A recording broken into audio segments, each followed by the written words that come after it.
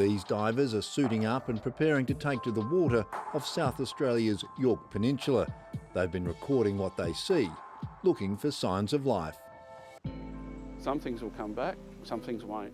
So it's important to document what's happening now. They're part of a team of citizen scientists led by dive instructors Paul McDonald and Elizabeth Solik, tracking SA's algal bloom. The scientists aren't in the water as often as they possibly would like to be, and we have some skills that can help them.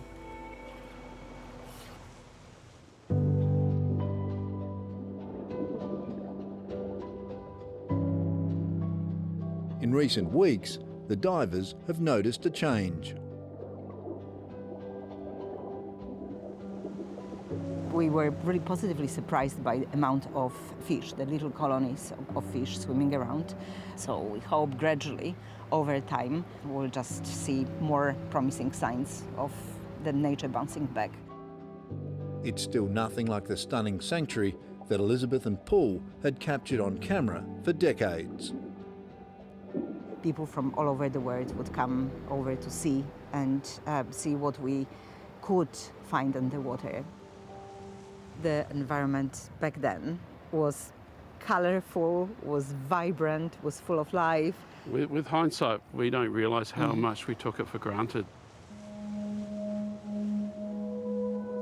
When the bloom reached Yorke Peninsula in April, they witnessed the local ecosystem on the brink of collapse. We were both in tears while we were actually diving.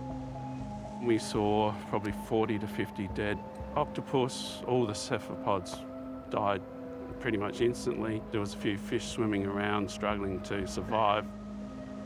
It was a very emotional dive. I've never witnessed this before, and I hope I will never get to witness it again. So I'm not sure if you can see Craig, but the caulerpa is really taking over. Craig Stein is a marine environmental scientist from the University of South Australia. He's working with Paul and Elizabeth, analysing the environmental changes. We're hopefully going to learn about how things recover from a bloom. That might in turn tell us whether there's some species a bit more resilient than others. Some things may take longer to come back. And one of the things we're a bit worried about is that as a result of the bloom, there's now lots of bare space and it's a disturbed system. And that's often the conditions where invasive species kind of do really well. On the surface, signs of the bloom, particularly along Adelaide's shoreline, are disappearing. City beaches that were littered with tens of thousands of dead fish are now largely clear, and beachgoers are returning. 5 or 6 weeks ago, we were seeing a pretty large area that was impacted. We saw cell counts along the metropolitan coast in their millions. Now we're seeing them, 0 or very low. The footprint of the bloom is significantly diminished. Professor Mike Steer is leading the state government response to the algal bloom. I will not dare tempt fate with this particular situation because it's turned corners on us in the past. But what I can say is that, we're seeing positive signs. So I'll be reserving any definitive comments until we get over the summer. For Paul and Elizabeth, the bloom continues to put their dive business on hold for the foreseeable future. We've turned away international customers. We've been upfront and given them the opportunity to cancel, and pretty much everyone has cancelled. The local seafood industry estimates its economic losses run into the tens of millions of dollars, while local tourism traders are also struggling in what should be their busiest time of year. This time of year, the car park would be full, it would be overflowing with fishermen and divers. It's empty.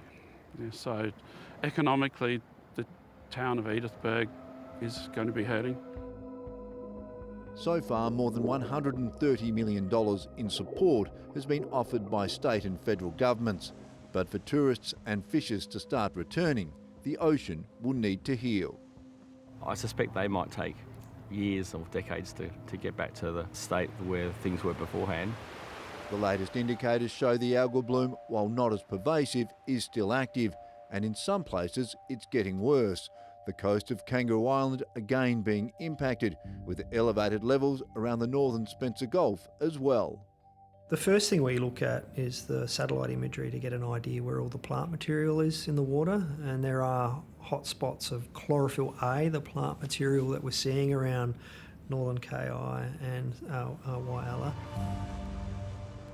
This week, more marine life washed ashore on a popular Kangaroo Island beach. We are still seeing the rays, the coastal fish species, cephalopods wash up as a consequence.